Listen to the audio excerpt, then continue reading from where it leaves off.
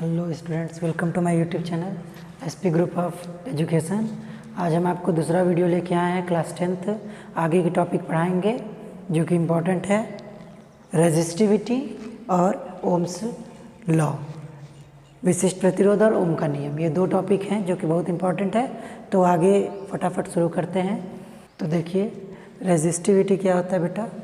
It is defined as resistance of conductor of unit length and unit area of cross section. यानी कि देखिए बेटा, क्या कहता है रेजिस्टिविटी कि resistivity resistance of conductor of unit length. हम लोग प्रूफ किए थे R is directly proportional L, R is directly proportional A. तो 1 था इक्वेशन, ये मेरा इक्वेशन 2 था। तो from equation 1 and 2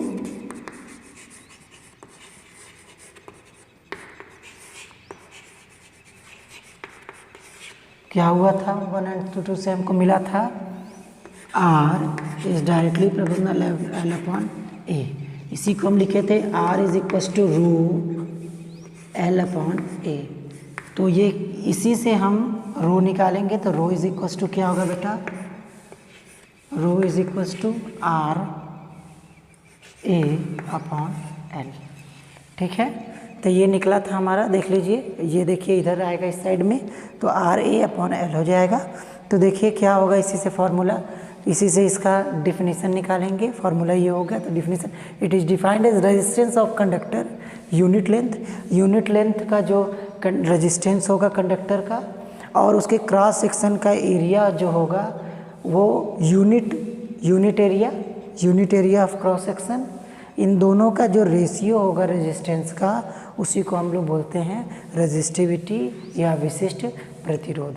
unit length and unit area of cross section is called resistivity. ठीक है बेटा, तो ये हो गया मेरा। सबसे पहले बात करेंगे ओम्स लॉ किसने दिया था। बेटा, ओम्स लॉ जो था, this law was given by German physicist George Simon Ohm. एक जर्मन के भौतिक वैज्ञानिक थे, भौतिकी शास्त्री थे। ठीक है, एक फिजिस्ट थे जिनका नाम था जॉर्ज साइमन ओम, जिन्होंने सन 1827 में 1827 में ये लॉ दिया था, relation between electric current and potential difference. ठीक है, ये जो इसी का जो रिलेशन है, इसी को हम ओम्स लॉ बोलते हैं। According to this law, the electric current is directly proportional to the potential difference applied across its ends, providing the physical condition remain unchanged। यानी कहता क्या है कि अगर किसी भी चालक की भौतिक अवस्थाएं अपरिवर्तित रहें, किसी चालक की भौतिक अवस्थाएं अपरिवर्तित रहें, तो उसमें बहने वाली धारा और उनके सिरों पर लगे विभवांतर का जो अनुपात होता है, एक नियत होता है। यानी कहने का मतलब क्या है बेटा? किसी कंडक्टर की अगर फिजिकल कंडीशन अनचेंज्ड हो, फिजिकल कंडीशंस क्या होते हैं?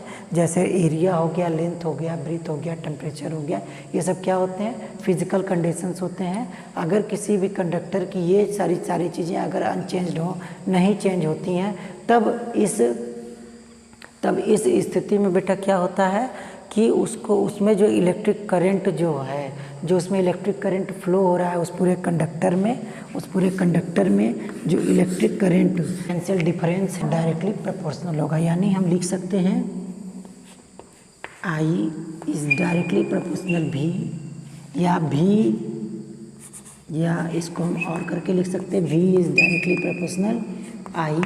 तो अब यहाँ पर क्या करेंगे बेटा? एक प्रोपोर्शनल कांस्टेंट लेंगे, एक डायरेक्टली प्रोपोर्शनल कांस्टेंट लेंगे, तो इसको बोलते हैं V is equals to I R.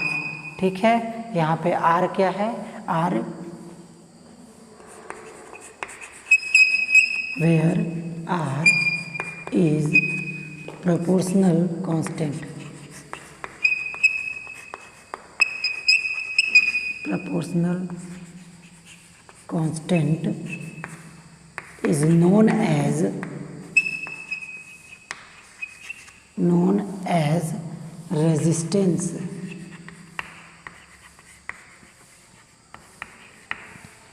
ठीक है, इज नोन एज रेजिस्टेंस। तो बेटा ये हो गया हमारा, यही होता है ओम्स लॉ। नोट कर लीजिए बेटा इसको। ओम्स लॉ पढ़े, उसमें क्या था, V is equals to I R. तो R जो कि क्या है, ये रेजिस्टेंस है, तो इसका हमको यूनिट निकालना है, फाइंड करना है। तो R को इस साइड में करेंगे, R is equals to V upon I. V क्या है, पोटेंशियल डिफरेंस है, तो यूनिट ऑफ R फाइंड करना हमको, तो क्या होगा, unit of V upon unit of I। सभी लोग करेंगे, देखिए ध्यान से। तो यूनिट ऑफ R फाइंड करने के लिए V पोटेंशियल डिफरेंस, विद्युत विभवांतर, इसका क्या होता है यूनिट, इसका मात्रक क्या होता है बेटा, ये होता है क्या, वोल्ट होता है। I क्या है, मेरा इलेक्ट्रिक करंट है, विद्युत धारा, इसका क्या होता है, इसका होता है क्या, एम्पियर। तो इस तरीके से इसका क्या हो गया, मेरा यूनिट ऑफ R की यूनिट क्या हो गई, V एम्पियर इनवर्स। ठीक है, यूनिट ऑफ R। ठीक है, ये हो गई यूनिट, हो गई इसके क्या, V वोल्ट पर एम्पियर।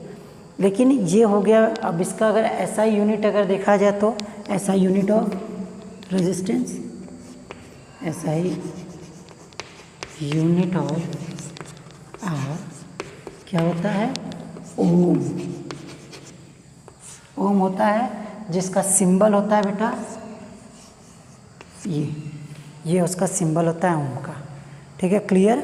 अब हम आते हैं यूनिट ऑफ रेजिस्टिविटी का यूनिट क्या होता है, अब ये दिखाते हैं आपको। तो यूनिट ऑफ रेजिस्टिविटी बेटा क्या होता है, तो R इज इक्वल्स टू रो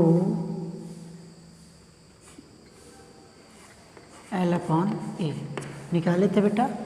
तो अब यहाँ पे क्या था, यहाँ से हो जाएगा मेरा rho is equals to R A upon L। Unit of, देखिए ध्यान से, unit of rho is equals to